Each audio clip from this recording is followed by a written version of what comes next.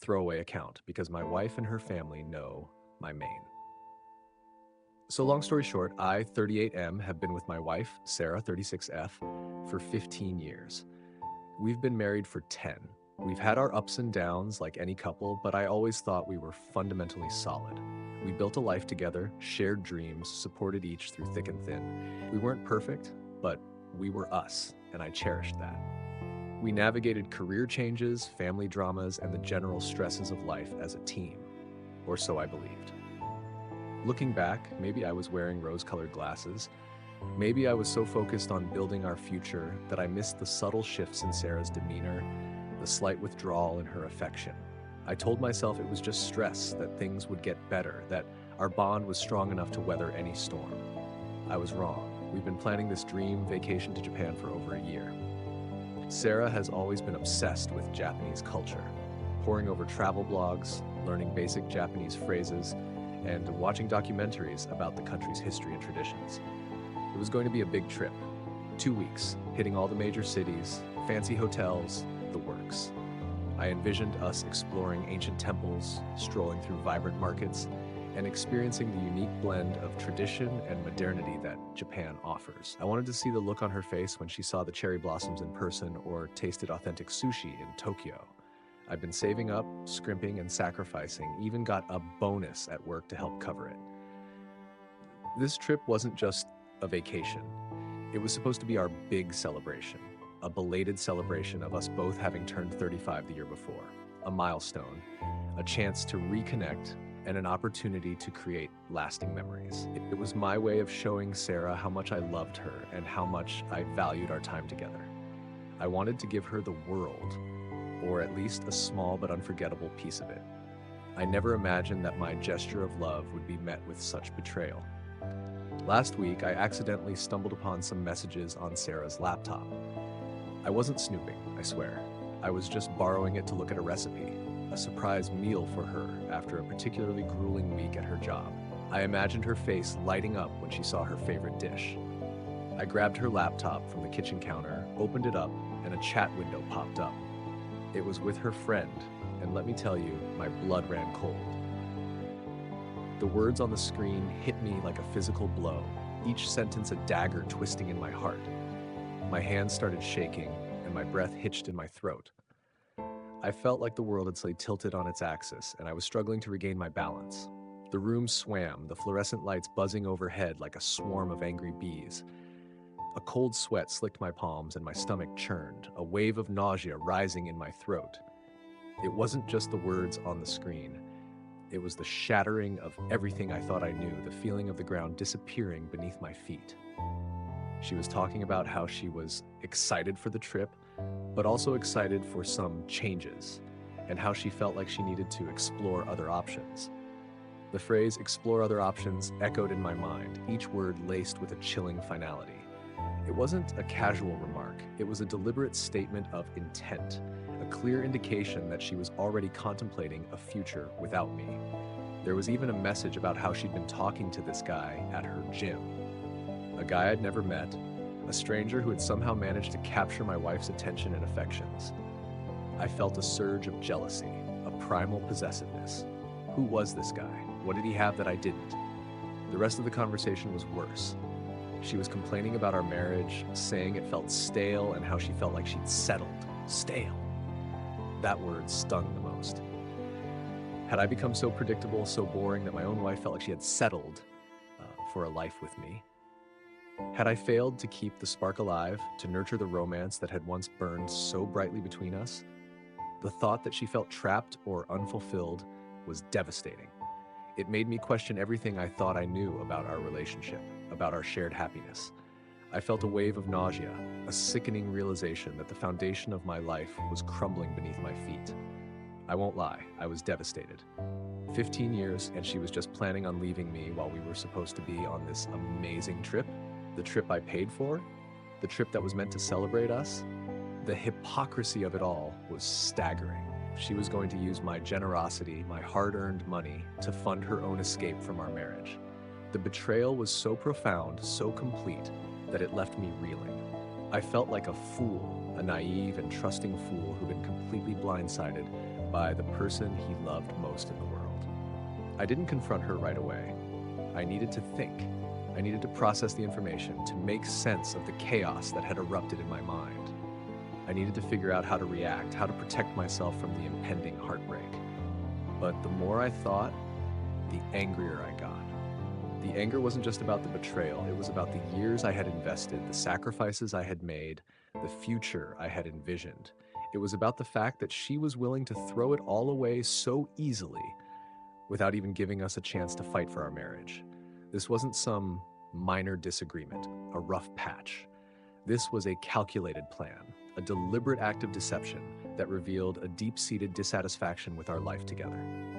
So, I canceled the trip. Plane tickets, hotels, everything. I didn't say a word to Sarah. I wanted her to feel the consequences of her actions, to understand the gravity of her betrayal. I wanted her to experience the same sense of loss and disappointment that I was feeling. It was a petty move, perhaps, but I was hurting, and I wanted her to hurt too. I knew that canceling the trip would hurt her. She had been dreaming about this for so long, but in that moment, my own pain overshadowed any concern for her feelings. I felt a cold satisfaction in knowing that I had taken away something she wanted. Yesterday, she came home from work, all excited, talking about the final details for the trip. She was animated, her eyes sparkling with anticipation.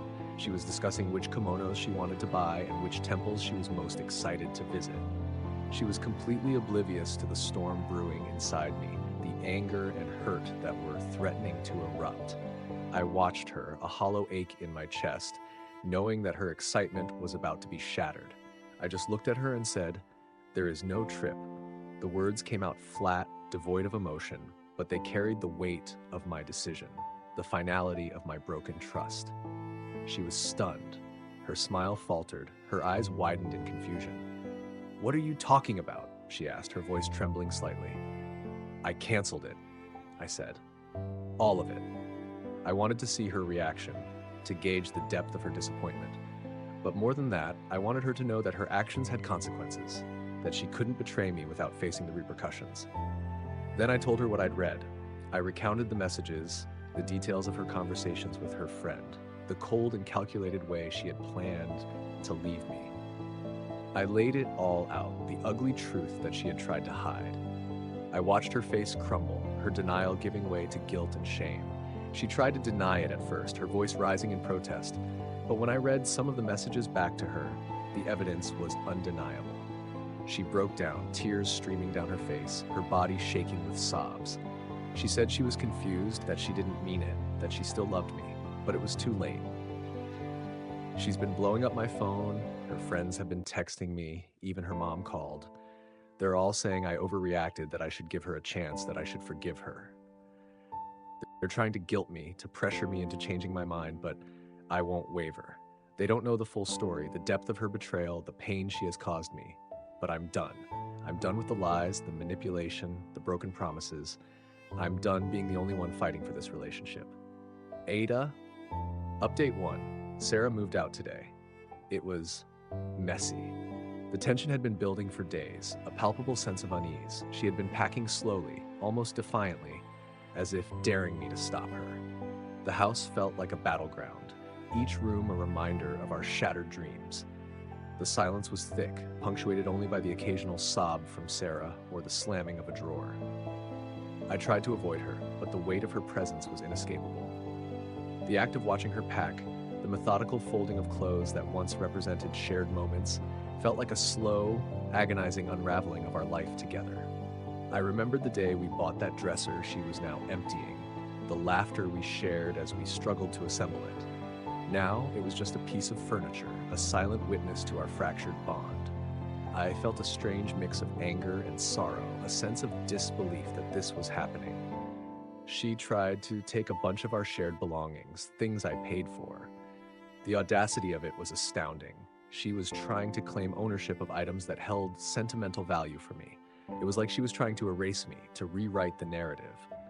I felt a surge of anger, a protective instinct. I had already changed the locks, a preemptive measure to safeguard my home. I wasn't going to let her walk away with everything, so she couldn't get back in after I told her she couldn't have them. The confrontation was ugly, filled with shouting and tears. She accused me of being petty, but I stood my ground. I couldn't believe she was trying to take the antique clock my grandfather gave me, or the set of fine china we'd received as a wedding gift. These weren't just objects, they were tangible pieces of our history, and she was attempting to strip them away. The argument escalated, her voice rising to a shriek, mine a low growl of resentment. The air crackled with hostility, the echoes of our past happiness replaced by the harsh sounds of our present conflict. I felt a cold determination, a refusal to be further victimized. More details of the messages came out when she was yelling at me. In her anger, she revealed the extent of her deception. Apparently, she and this gym guy, a man with a sculpted physique and a disarming smile, had been planning for weeks. This wasn't a casual flirtation, it was a full-blown affair. She was talking about moving in with him after the trip. The trip was just a final hurrah for her, a way to enjoy a free vacation before ending things. She was going to use our dream vacation, a symbol of our love, as a final act of deception. The callousness of it was breathtaking. It was like a punch to the gut. She admitted, through her enraged shouting, that she'd been fantasizing about this new life for months, picturing herself in a new apartment, a new relationship, a new identity. She'd even picked out furniture for their imagined home, a detail that twisted the knife further. The realization that she'd been living a double life, meticulously planning my demise while pretending to be my loving wife, was sickening. The betrayal wasn't just a single act. It was a sustained, calculated campaign of deceit. Her true colors are really showing. The woman I thought I knew had been replaced by someone cold and selfish. The mask had slipped. The experience has left me feeling disillusioned, questioning my own judgment. I spent hours replaying our past conversations, searching for clues I had missed, moments where her true intentions might have surfaced. I scrutinized every interaction, every shared laugh, every intimate moment, wondering if they had all been a lie. The feeling of being deceived for so long was a heavy weight, a constant reminder of my own naivety. I questioned my ability to trust, my capacity to discern genuine affection from calculated manipulation. Update 2. I talked to a lawyer. The law office was a place of stark contrasts. The sterile, minimalist design, a cold counterpoint to the vibrant life I had built with Sarah. Divorce proceedings had begun. The decision to file for divorce was agonizing, but it felt like the only way to move forward. Signing the papers felt surreal, like I was signing away a part of myself. The reality of what I was doing hit me hard. But beneath the sadness, there was a sense of resolve, a determination to reclaim my life. The stark, minimalist design of the office, the cold, impersonal furniture, seemed to mirror the emotional emptiness I felt. The legal documents, filled with jargon and technicalities, represented the formal end of our shared existence. I felt a sense of detachment, as if I were watching someone else's life unfold. The act of signing my name, of officially severing our ties, was a final, irrevocable step. It was a moment of profound sadness, but also a moment of quiet strength. Friends and family are definitely taking sides. It's been like a social earthquake, the fault lines running through my life, dividing those who support me from those who defend Sarah. Some are supporting me, saying I did the right thing. They offer words of encouragement, reminding me of my worth. Others, mostly her family, are pressuring me to forgive Sarah, saying everyone makes mistakes. They paint her as a victim, downplaying her actions. Their words are like salt in an open wound. The division among our friends and family was a painful reminder of the collateral damage of our broken marriage. Old friendships were strained, family gatherings became awkward, and the once harmonious social landscape was now a battleground of conflicting loyalties. I listened to their arguments, the justifications for Sarah's actions, the pleas for reconciliation, but their words fell on deaf ears.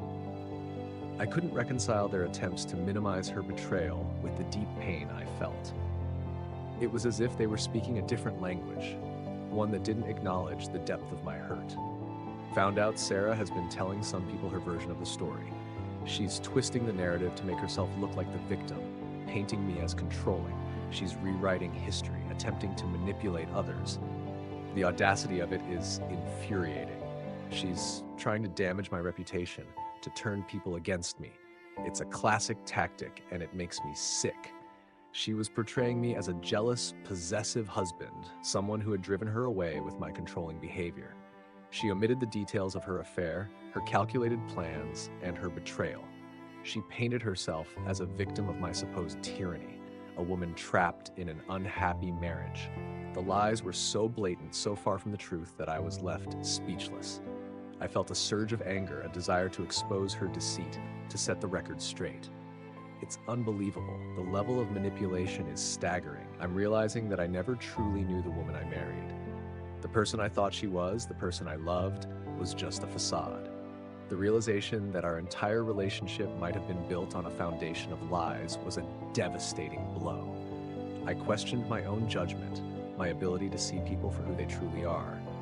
I felt like I had been living in a carefully constructed illusion, a world where Sarah was the loving, devoted wife I believed her to be. Now, the illusion had shattered, revealing the cold, calculating person beneath. Update 3. Karma's a bitch. Sometimes the universe has a way of delivering justice.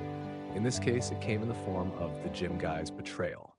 I learned that the guy Sarah was interested in has ghosted her. The news reached me through the grapevine, a whisper that carried a bittersweet sense of satisfaction. Apparently, he was never serious about her and moved on. It seems he was just using her, leading her on with empty promises. The realization that she had been so easily discarded must be a bitter pill. The news arrived in fragments, overheard conversations, whispered rumors, and cryptic messages. It was a strange mix of emotions, a sense of vindication tempered by a lingering sadness. I didn't revel in her misfortune, but I couldn't deny the sense of justice that washed over me. The fact that she had been so easily cast aside, treated with the same callousness she had shown me, felt like a cosmic balancing act. Now Sarah's attempts to reconcile have become more desperate. The desperation in her voice is palpable. Her pleas for forgiveness more frequent. She's been calling non-stop, sending long, emotional texts. She even tried showing up at my work, causing a scene. I had to have security escort her out. Her calls became relentless, her texts filled with emotional pleas and desperate promises. She bombarded me with messages, each one a plea for forgiveness, a promise of change. She even resorted to showing up at my workplace, disrupting my workday and causing a scene that drew the attention of my colleagues. Her behavior was becoming increasingly erratic, her attempts to reconcile escalating into harassment. I felt a sense of unease, a feeling that she was becoming unpredictable. I'm seriously considering a restraining order. Her behavior is becoming increasingly erratic. I need to protect myself, my peace of mind, and my safety. The thought of taking such a drastic measure is unsettling, but I don't see any other way to put an end to her harassment. The decision to seek a restraining order was not one I took lightly. It felt like a drastic measure, a formal acknowledgement of the breakdown of our relationship, but her behavior had crossed a line, her attempts to reconcile escalating into a form of harassment that threatened my peace of mind and my safety. I felt a need to protect myself, to create a boundary that she couldn't cross. The thought of living in fear, of constantly looking over my shoulder, was unbearable. Update 4. The divorce is getting ugly. As if the emotional turmoil wasn't enough, the legal proceedings have become a battleground. The gloves are off, and Sarah is fighting for every advantage. The legal process, once a distant, abstract concept, had become a harsh reality. The courtroom, with its formal atmosphere and stern-faced judges, was a stark contrast to the intimacy of our shared life. The legal documents, filled with technical jargon and legal complexities, represented the cold, hard reality of our broken relationship. Every hearing, every deposition, every exchange of legal documents felt like a battle, a fight for control and possession. I felt like I was navigating a minefield, constantly anticipating the next legal maneuver, the next attempt to gain an advantage. Sarah is fighting back, trying to get more assets and alimony. Her lawyer, a sharp-suited woman with a predatory glint in her eyes, is employing every dirty trick, attempting to exploit loopholes. She's claiming that she deserves a hefty settlement, a reward for her betrayal.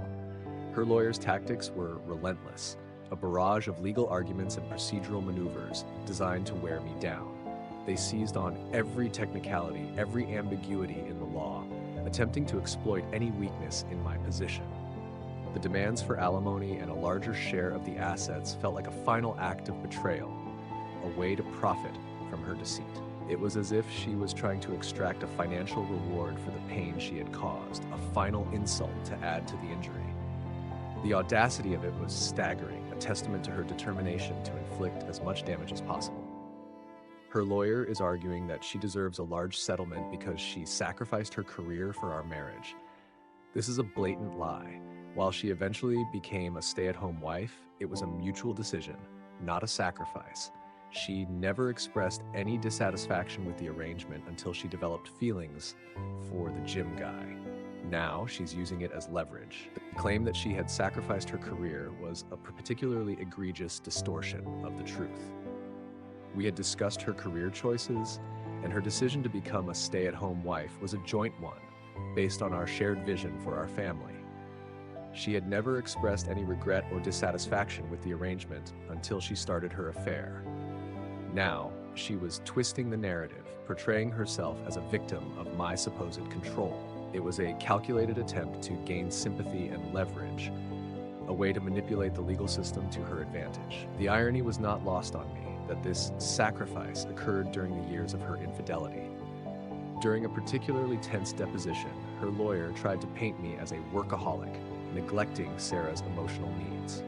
The lawyer's words, sharp and accusatory, hung in the air, each syllable a calculated attempt to undermine my character. I remembered the late nights I had spent at the office, the sacrifices I had made to build a stable future for us. Now, those efforts were being twisted, used as weapons against me. I found some old emails that proved Sarah was unfaithful during our marriage, not just emotionally, but physically. This has added another layer of complexity. It confirms my suspicions and exposes the full extent of her deceit. This could be a game changer in court. It could significantly impact the settlement. I'm debating whether to reveal this or use it to gain leverage. The decision weighs heavily on me.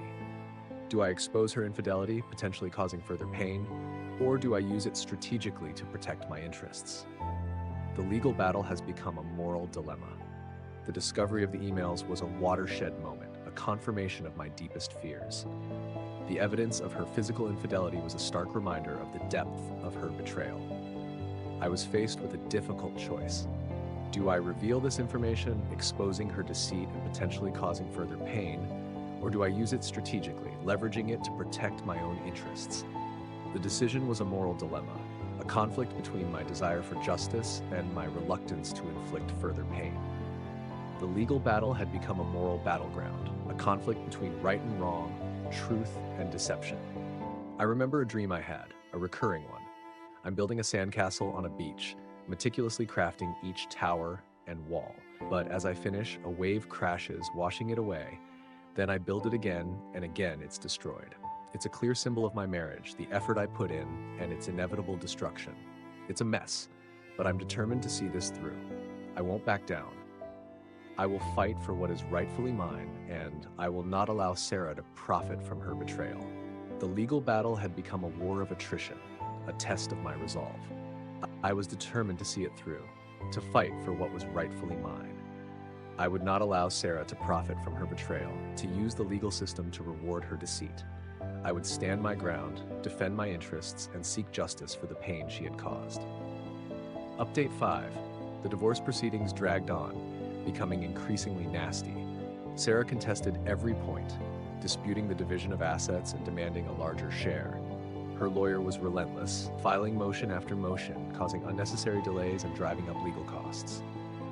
The legal process had become a labyrinth, a maze of paperwork and procedural hurdles.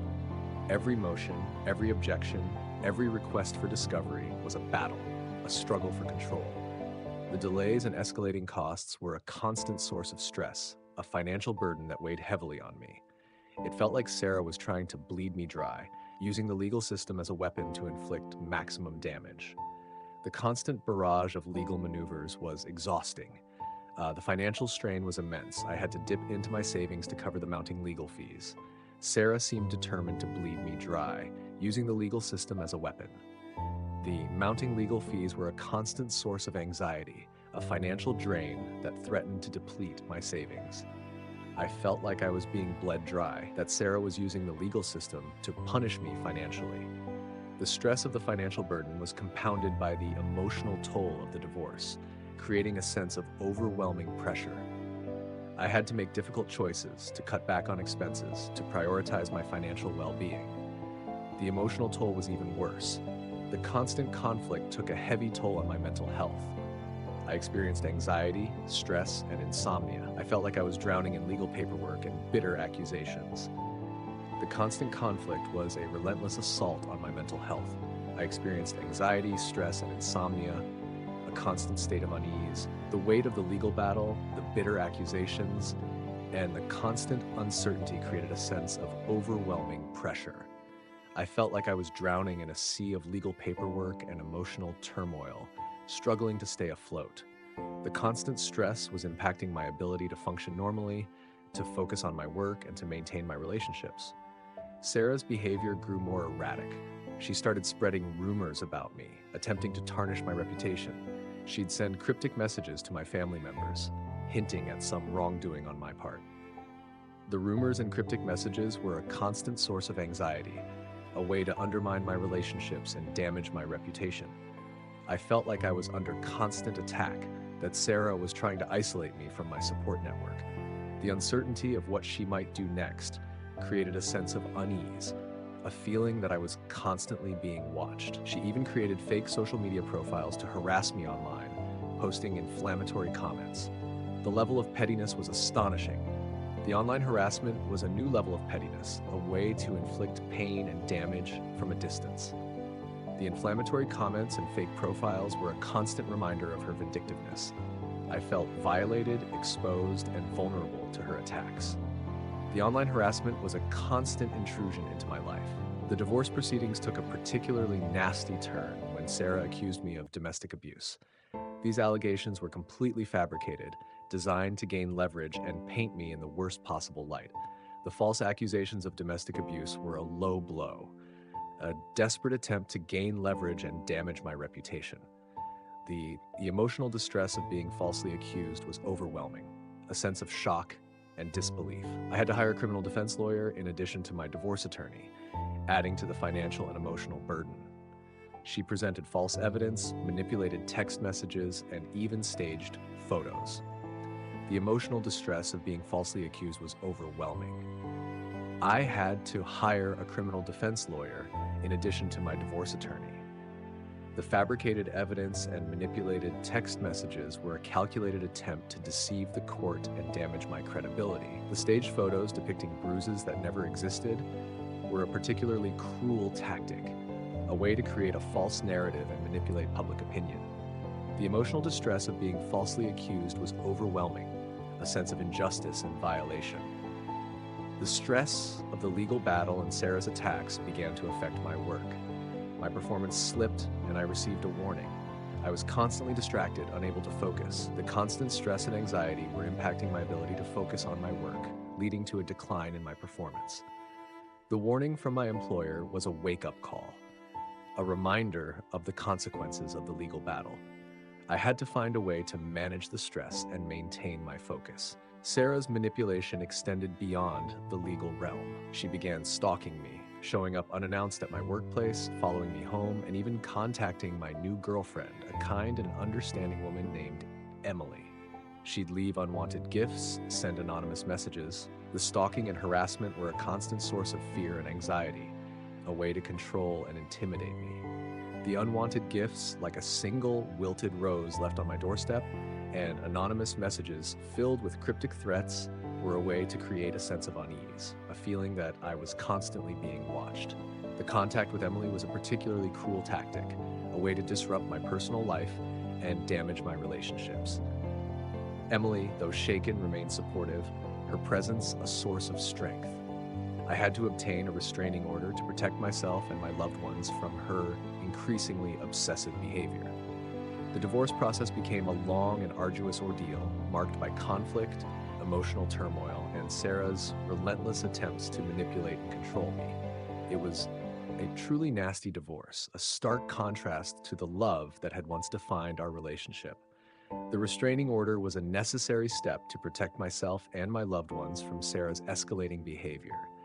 The divorce process had become a nightmare, a constant battle against her relentless attempts to manipulate and control me. The once loving relationship had been replaced by a bitter conflict, a stark reminder of the depth of her betrayal. During one particularly draining court session, Sarah's lawyer presented the staged photos of supposed injuries. The judge, a stern woman with weary eyes, scrutinized the images. My lawyer, a seasoned professional with a calm demeanor, presented the digital forensics, proving the images had been altered. The room held its breath. The judge, after a long pause, looked directly at Sarah and her lawyer, a flicker of disgust in her eyes. "This court will not tolerate such blatant attempts to deceive," she stated, her voice sharp. A wave of relief washed over me. It was a small victory, but a significant one. Update 6. I'm finally starting to move on. The divorce is finalized. The judge's gavel struck, the papers were signed, and the word divorced officially became a part of my identity. It was a long and draining process, but it's over. A chapter of my life has closed, and a new one is beginning. There's a sense of relief, a feeling of lightness, but there's also a lingering sadness, an acknowledgement of the dreams that will never be. The finalization of the divorce was a moment of profound relief, a sense of closure after a long and arduous battle. The judge's gavel, the signed papers, the official declaration of divorce marked the end of a chapter in my life. I felt a sense of lightness, a release from the weight of the legal battle and the emotional turmoil. But beneath the relief, there was a lingering sadness, a recognition of the dreams that had been shattered, the future that would never be. The memories of our shared life, the hopes and aspirations we once held, were now tinged with a bittersweet melancholy.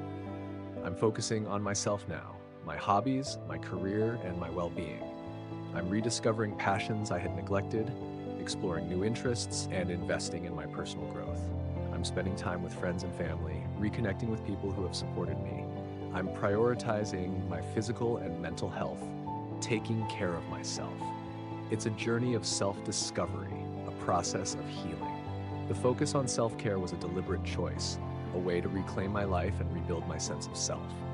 I rediscovered old hobbies, like playing the guitar, the melodies now tinged with a newfound melancholy.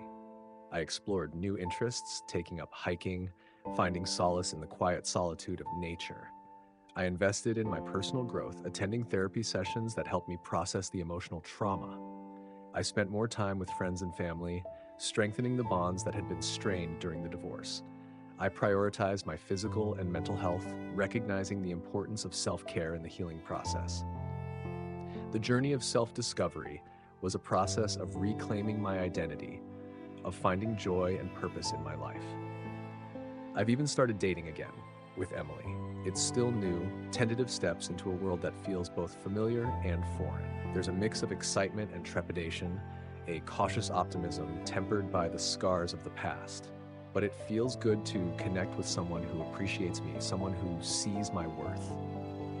It's a reminder that there is still love and happiness, and that I am capable of finding it again. The decision to start dating again was a significant step, a way to move forward and embrace the possibility of new love. The experience was a mix of excitement and trepidation, a sense of cautious optimism tempered by the scars of the past. The first few dates were awkward, a reminder of the emotional baggage I carried. But as I connected with Emily, who listened patiently to my story, who understood my anxieties, I felt a sense of hope, a belief that I could find love and happiness again. It was a reminder that the past did not define my future. I remember a moment sitting by a lake with Emily. The sun was setting, casting a golden glow on the water. A gentle breeze rustled the leaves of the trees. It was a moment of peace, a moment of clarity. I realized that I was healing, that I was capable of loving again. Sarah eventually gave up her attempts to reconcile. She's facing the consequences of her actions, and while I don't wish her ill, I'm not going to pretend I feel sorry for her. The end of Sarah's attempts to reconcile was a relief, a sign that she had finally accepted the reality of our divorce. The consequences of her actions were now her own to bear. While I didn't harbor any ill will towards her, I couldn't pretend to feel sorry for her. She had made her choices, and she had to live with the consequences. The path she chose led to this outcome. If you thought that was crazy, hit that like button and subscribe for more wild stories. And if you didn't quite enjoy it, feel free to hit the dislike. Your feedback means a lot. Drop a comment below and let me know what you think, or share your own experiences. And don't forget to check out my other videos for more insane tales. Thanks for watching, and I'll see you in the next one.